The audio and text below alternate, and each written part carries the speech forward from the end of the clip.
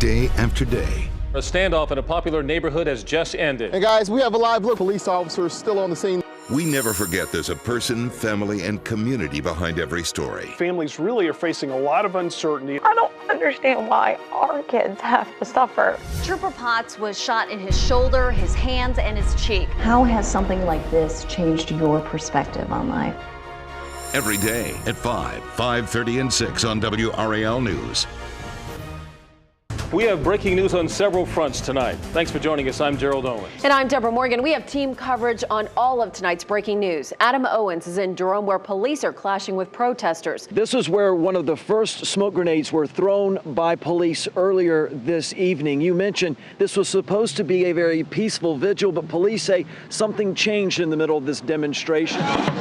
The night ended in shouting, police in riot gear and masks with sticks, facing off with a crowd of demonstrators. Some were arrested.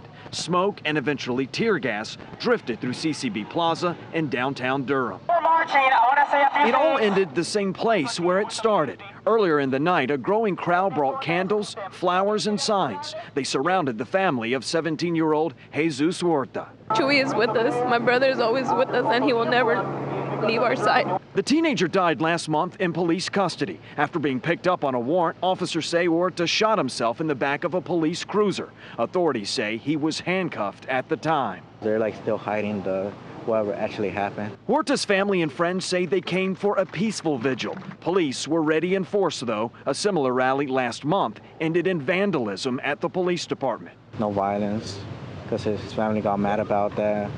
And there's gonna be no violence. Who do you protect? Who do you serve? Just like last time, the crowd marched to police headquarters, blocking traffic at times, shouting obscenities at police. Officers scrambled as the mass of people changed direction. At the station, police formed a barrier and demanded demonstrators leave. After a face-off that lasted several minutes, the march returned to the plaza where it started. In the middle of some chaotic moments, a family is hurting. It's not easy. It will never be easy for us to actually think that my brother's not going to be here. Who's going to give us that joy? We just don't understand. Reports started coming in within the hour about an accident on a ride at the North Carolina State Fair. Emergency personnel are actually right now at that area. We're going to have everybody working overnight to try to get you the latest information. We are getting some new information this hour. We have a minute-by-minute account of exactly what happened last night. Our thoughts and prayers are with the families. And of course, we will continue to follow this investigation. WRAL News. Coverage you can count on. We begin with breaking news. Several people are injured at the State Fair. The Midway is shut down. Yeah, Gerald and Jackie, this is a very serious situation that's unfolding out here at the State Fair tonight. Adam, you've talked to some people who were right there right after the accident happened. Yeah, Deborah, as a matter of fact, they were walking to the area, I'll step out of the way, where the Vortex is located, and they said they were walking down, everything seemed normal, then a rush of emergency personnel came rushing from behind past them, running to this area, throwing up barricades as quickly as they could. Of course, lots of fairgoers were wondering what is going on. A lot of people wondering what could have happened. They come around the corner, this is in a corner of the fair, and they saw a number of people laying on the platform of this Vortex ride. We were told that some of them weren't moving. It wasn't clear if that was because of their injuries or because of the shock of the whole thing. All of a sudden, you see it just go upside down, and then people falling, and they're just screaming like, is this, oh my gosh, what just happened? If you don't have to be out here, certainly don't. The southbound traffic is absolutely at a standstill. Well, when it came down hard. Look at how people have just kind of slid off the road all over the place. It turned into gridlock down here, and I said, oh my God, this is heading your way. This is indicative of what we are seeing around this area right now. People are stuck everywhere at a complete standstill, describing situations where cars are going off the road. It can be frightening. I had both hands on the wheel, just kind of gripping it, just frustrated and scared and nervous all at the same time. Not for myself per se, but just because the conditions are just so treacherous. And look how hard it's still snowing. That's the thing, and that's what I kept noticing too. The longer we were out there on the interstate and we were just kind of creeping along. Tornado warnings and flood warnings. Fast-moving storms popped up across multiple counties, leaving serious damage to homes and streets covered with water. The rain came fast, too fast, and quickly there was too much. Low-lying areas started to fill up, like this spot along Ward Avenue. While some thought better of it, others tried their luck driving through it. Some didn't make it. This car had to get a push the rest of the way. I think it's dangerous because, you know, something could happen. Somebody could get stuck. And when the storm came through, it picked up the 2x4s in the house and tossed them just like missiles through his neighbor's front door. Just seconds ago, the focus shifted for a minute because a fire popped up into the garage. I can, from where I still see some of those flames on the ground. And actually, when that fire started, there was a bit of a pop, and 3 firefighters that were trying to tackle it closer had to run out of the garage. A dramatic river rescue underway right now. About 20 minutes ago, she was in a kayak that flipped on the Flat River. It pinned her under a tree. She held on to that tree wearing a life preserver, but here's video of her from earlier as they're pulling her out. She had held on to that tree for about 20 minutes, and as she was there, Deborah, another kayak got into that same area with the guy in it, wedged into it. We have been following this breaking story for the past 60 minutes. The aircraft flipped over. The good news in all this, the grandfather and his grandson are both doing okay. Checking with Chief Meteorologist Greg Fisher with lots of rain and storms. They got hammered, so we'll watch that as it progresses into Wake County. Southwest Flight 220 was speeding down the runway here at RDU. It was about to take off when passengers tell me birds were sucked into one of its 2 engines. The plane had so much speed it was forced to take off, hoping to turn around and make a safe landing on its 1 remaining engine. We were about like a third of the way down on the runway, and all of a sudden I heard a boom. And you just hear like womp womp, womp womp. Vibrations, rattling. And then we saw some smoke. I saw the flashes out the window, and then people were saying, oh my gosh, it's on fire, it's on fire. And it was very, very scary. But we were still powering through. So then the pilot came on and he had told us that birds had flown into our engine, our main engine, our number 1 engine, and it either blew or he had to cut it off. My heart was going real fast. Everyone was calm, people were in tears, people were scared, babies were crying. People were like, whoa, whoa, what's going on? I was grabbing the gentleman next to me, Andy's arm. We became close friends really quickly. And we're hearing that on the way down, they're telling you guys, get ready. Yeah, oh yeah, everything was, they had to by the books. And in about 2 minutes before we landed, they said to assume the emergency position. I'm thinking, I pray to God that this is gonna be, you know, a nice landing. It was a very, very smooth landing. And everybody's woohoo! And then we clapped. Roar of, you know, applause. It was a beautiful thing. We all landed and we were safe, and it was a big relief. I high-fived the guy next to me over his crying girlfriend, so. Tuesday night, 8:15, he got the call. Somebody was driving north in the southbound lanes of US 1. Officer Schofield, 29 years old, his first child on the way, was in his Dodge Charger. Here's the view from his dash camera. He turned on the lights, the siren. A Nissan Maxima going about 60 miles an hour wasn't stopping. So I made a split-second decision to stay in the lane and stop her from hitting anybody else. He turned his cruiser to a slight angle and stopped and braced for impact. I just held on to the steering wheel. That's all you can do is just hold on. Then it was done. I remember getting thrown around a little bit. If he was hurt, he didn't feel it. He had a job to do. Call in the collision, turn off the other car, check on the driver. She was barely conscious. I told her to hang on, you know, EMS and everything was on their way. An amazing rescue by the FBI of a man from here in Wake Forest 5 days ago. You won't believe the details.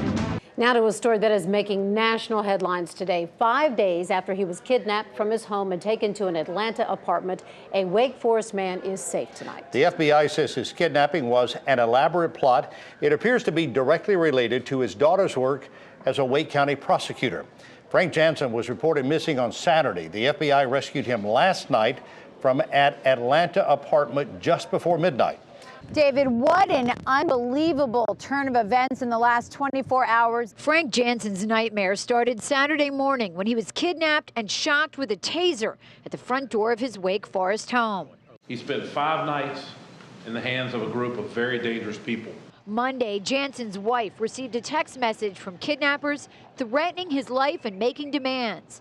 She also received a photograph of her husband tied to a chair. The 5 suspects were in court for the first time this afternoon in Atlanta. WRAL's Brian Mims was the only Raleigh reporter in the courtroom during that hearing. He continues our coverage now live in front of the apartment where Frank Jansen was rescued. Brian. Monica, this is it right here, number 263 in the Forest Cove Apartments, right across the street from a federal penitentiary.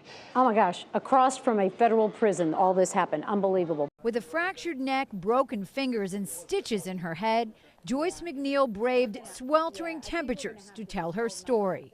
I kept saying, please stop beating us. We don't have anything else to give you. But the heat was nothing compared to what she and her husband experienced last month in their home as they waited for an early morning ride to a medical appointment. And he started immediately beating my husband while he was sitting in his recliner, beating him with that stick. And before I could get out the bed good, he pulled me by my hair and dragged me in the living room and started beating me as well. 364 pizzas, 137 orders of buffalo wings, a $2,500 takeout order. The customers, inmates at Harnett Correctional Institution in Lillington.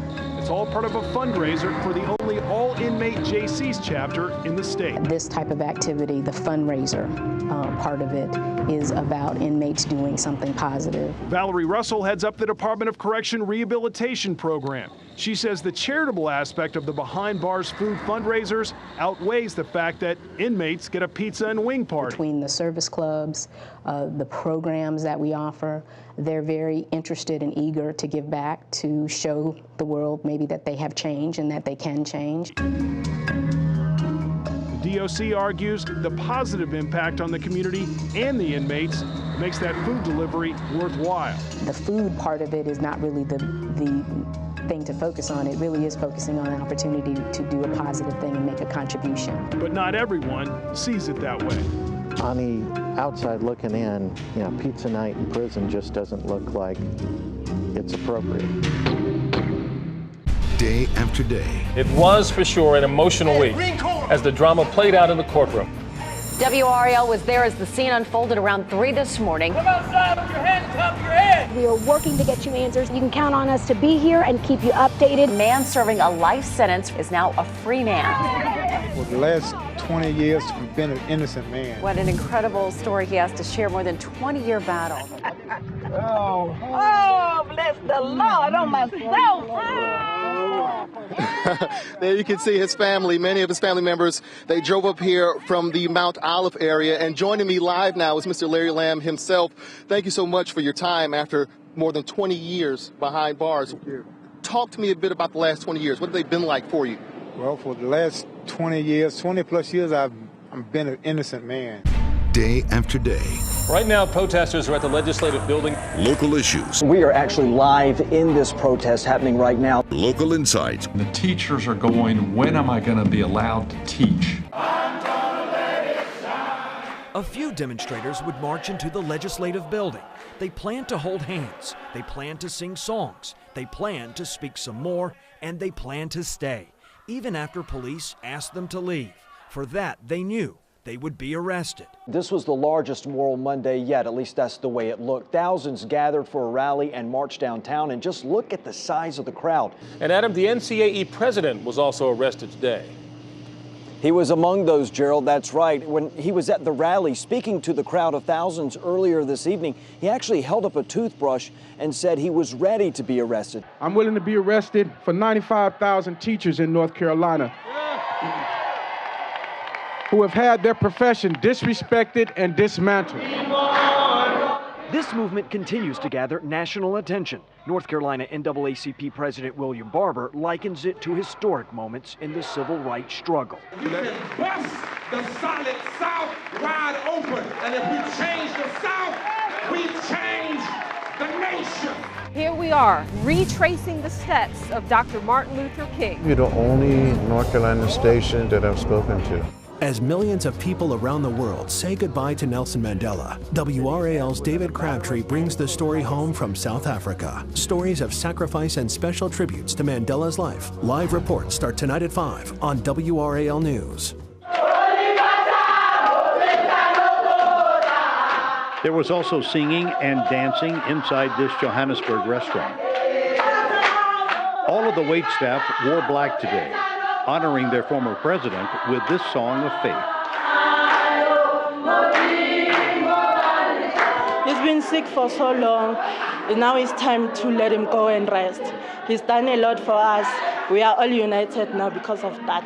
He was an angel to us. He helped us, and he's been through so much for us. And it's amazing how one man can do so much. Now that was a man. Hours after the service began, the Mandela family said its formal goodbye. And while military shots rang out in the last formal salute, these young South Africans gave a salute of their own. So I hope that we do take over from where he left. We can take it further, take it through. For me, I'm so lucky to have Mandela in my life. He did all the best. We are united now, all because of him.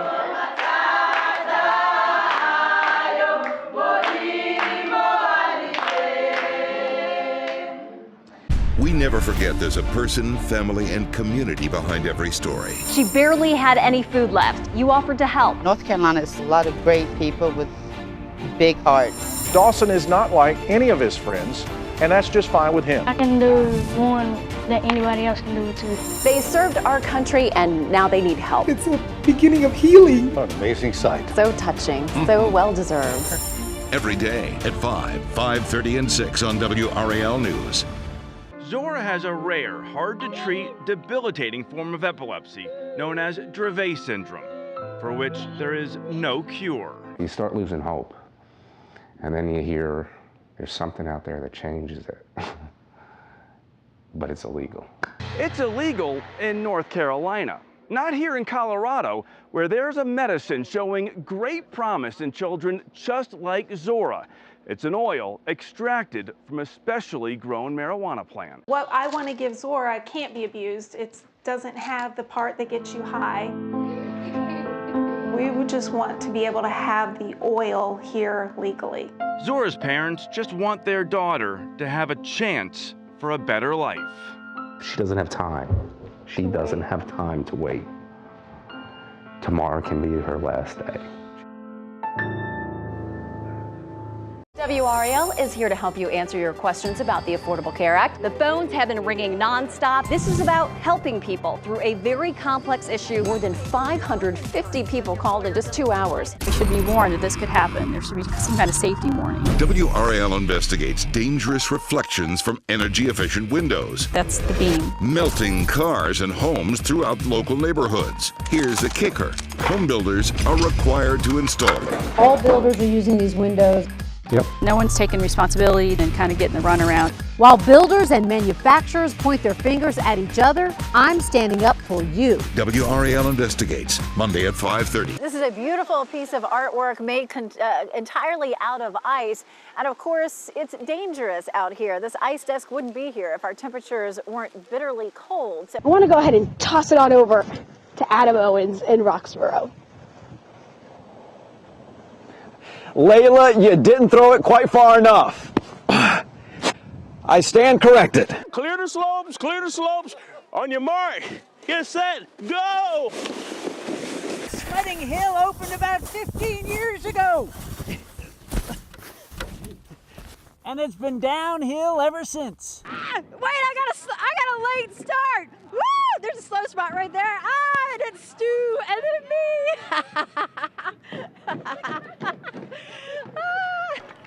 And if I could lasso Chad, I would do it. But I can't. He's lucky. He's so lucky. This is what Chad did to me while I was trying to do the weather. And everybody let him do this to me. You guys all let Chad do this to me while we were doing the weather. Remember these people? It's your family. You actually get to see them tomorrow after 15 days away from home. Yeah, I just wanted to make sure. I just wanted to make sure you remembered what they look like.